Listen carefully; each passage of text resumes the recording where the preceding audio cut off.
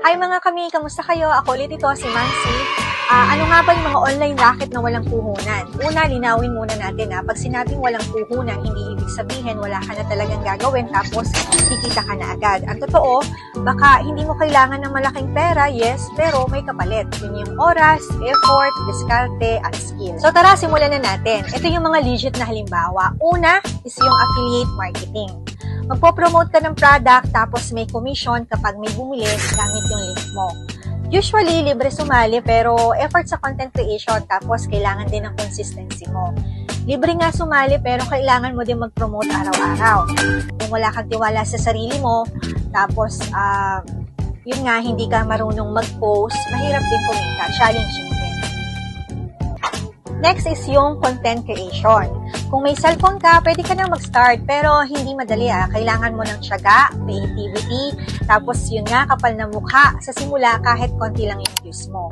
Yes, libre, cellphone lang sapat na, pero kailangan mo mag-isip ng content, mag-edit, mag-caption, tapos minsan wala pang views, masakit talaga. Isunod naman natin yung online surveys or app testing.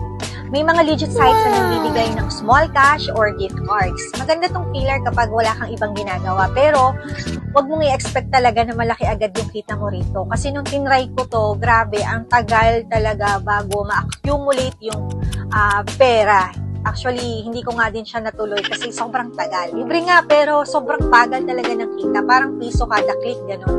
Tapos, 50 clicks bago mo ma-redeem yung pang-load lang talaga. Sunod naman ay yung pagiging real estate referrer or agent.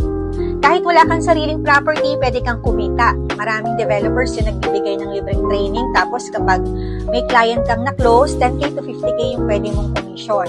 Oh my God! Perfecto sa mga madiskarte tapos marunong makipag-usap online. Naalala ko din before nung gumawa ako, nag-sideline din ako dito, gumawa ako ng page para dun sa isang real estate na commercial. Naka-close naman ako ng isa, sa Lipa yun. Ang galing lang kasi nga online lang yun, pero may close din tayo agad. Isunod naman natin yung dropshipping. Ang maganda dito, wala ka talagang need na sariling inventory, diba? Ang galing. Magbebenta ka online ng products galing sa supplier, tapos sila na yung magpapadala sa customer mo. Kailangan lang marunong ka talagang mag-manage ng online store, tapos syempre customer service din. Ang mahirap lang dito sa online selling or yung dropshipping, wala kang ang inventory pero ikaw pa rin yung sasagot sa tanong ng customers, mag-aayos ng orders, tapos minsan, syempre, may refund din. Ayun.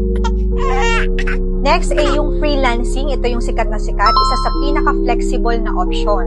Kung marunong ka ng writing, graphic design, video editing, admin task, customer service, pwede ka nang magsimula dito. Anong puhunan? Laptop, internet, tsaka oras, syempre, para matuto. May mga website gaya ng Upwork, Fiverr, onlinejobs.ph, kung saan pwede kang mag-apply. Pwede rin sa mga Facebook group, makakakita ka rin doon. Alam nyo mga kami, walang masama sa pagsubok pero bago ka mag-yes sa kung anong racket, itanong mo muna yung sarili mo. Kaya ko bang maglaan ng oras dito, araw-araw? May skill ba ako na pwede kong gamitin o i-develop?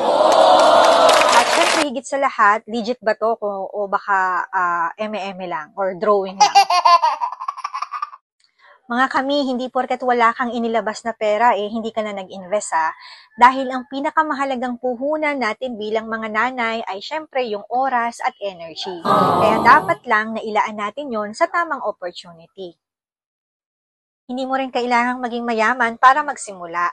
Kailangan mo lang ng lakas ng loob para subukan. Kaya kung gusto mo ng extra kita pero wala ka pang puhunan, baka ito na yung sign mo. So, ayun lang mga kami. Maraming salamat. Sana nakatulong. Hanggang sa muli. Godspeed!